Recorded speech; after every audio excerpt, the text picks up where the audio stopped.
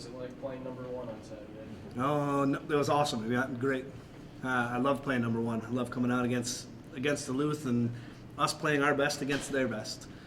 They were better than us, but it was great for us to go out and compete with them. And all 3 games, we hung right with them. We were at 14-14 all 3 games. They made their runs and capitalized on some of our silly mistakes and some of our freshman type mistakes, but it was great playing number one. How about the night before then, St. Cloud? How's that going? St. Cloud was different. It was weird. We came out confident in game 1. We came out and played tough in game 1. We served pass. We executed our offense. In all honesty, we dominated game 1. We took it to them and controlled the pace from the beginning of the match to the very end, the beginning of game 1 all the way to the end of game 1. Game 2, they changed a couple things. They served a little bit more aggressive in game 2, and we made 1 or 2 mistakes, and then we started to make like a weird spiral.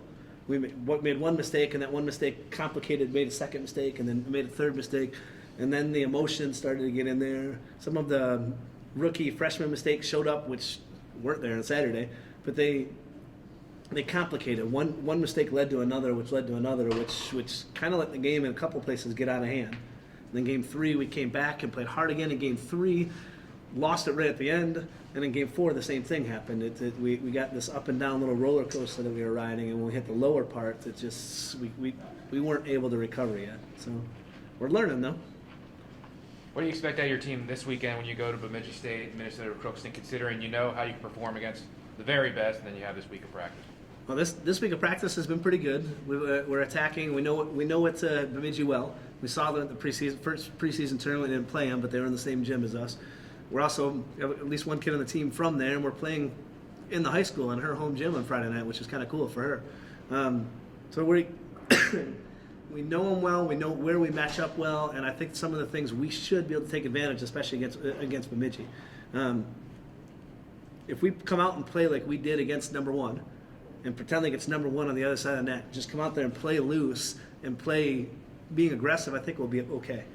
I think it should come home being successful.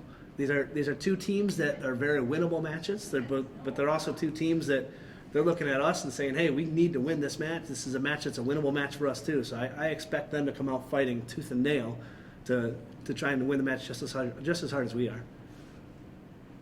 Have these past matches now help you prepare for matches like this that you feel are more winnable, or have you have Absolutely, especially the Duluth match. Excuse me. That Duluth match, we're learning about ourselves, but we learn how much discipline it takes to earn a simple points here and there. If we can apply those things and know how much energy it takes for us to win the little points against a really good team, we come out with that same focus and that same energy. And that's what we've been preaching all week: is have the energy that we had on Saturday. If we come out with that energy, I think only good things will happen. So we're using Duluth as a learning experience, as a point for us to say, hey, we can do it against them. We can do it against anybody. And we're using that as a learning point and a point of emphasis for us to be able to say, okay, freshmen, here we go. This is what you did against the best team. Now let's apply that against the second best.